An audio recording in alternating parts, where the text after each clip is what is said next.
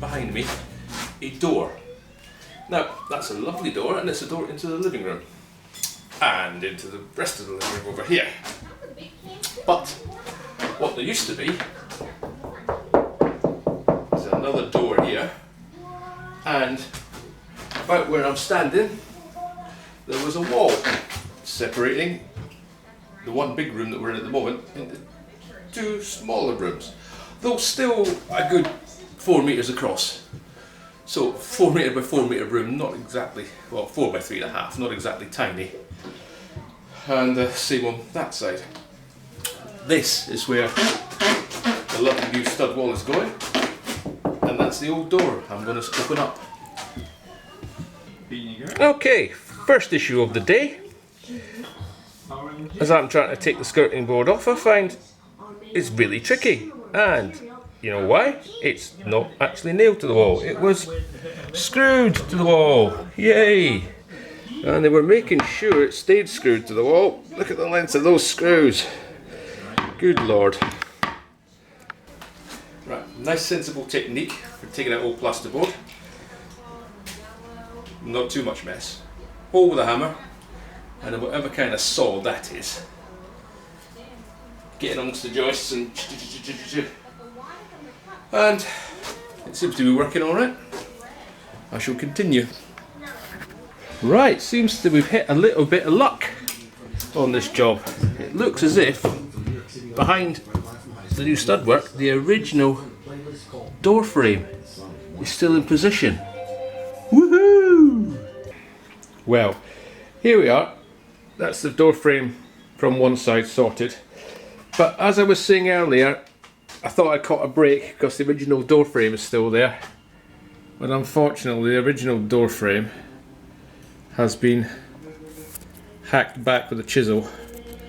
Obviously, it would have stood level with the plaster originally, and they've hacked it back to put plasterboard over the top. So it will have to be replaced after all. Ta-da! We have a doorway.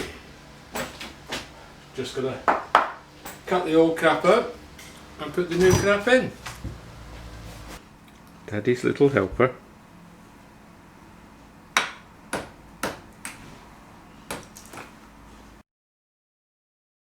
As the building work investigation continues,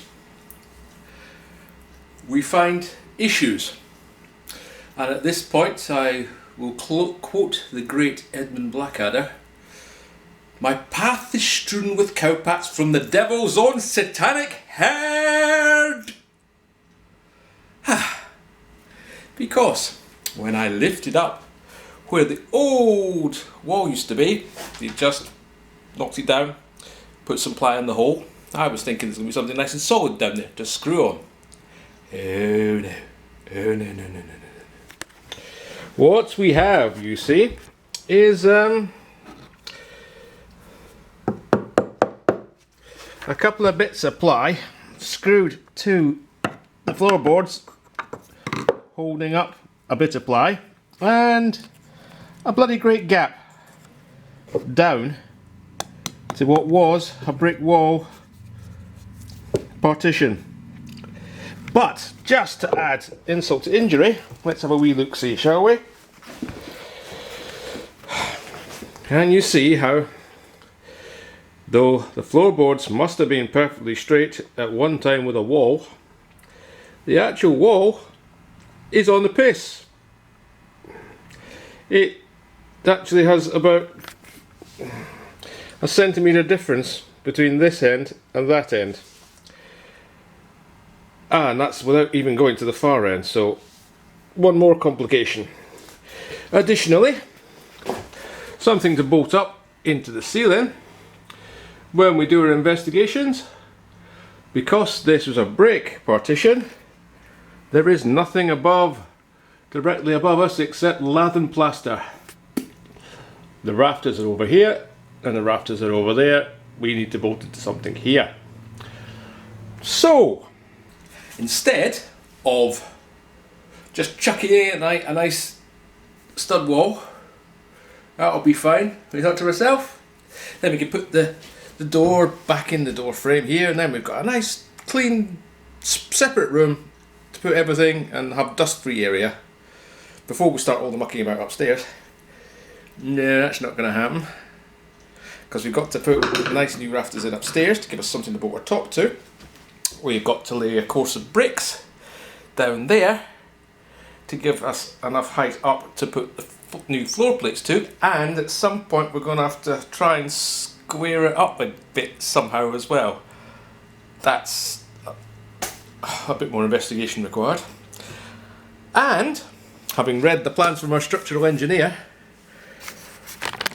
if we look very, very nicely up a bit here, this lintel, this old bit of wooden lintel, is not structurally sound enough for the weight that's going to be supported above. So that has to be replaced by a modern steel or metal lintel, or BSD 100, I believe they call it. So, large chunks of plaster have to be chopped out, making even more mess, just to give us a starting point.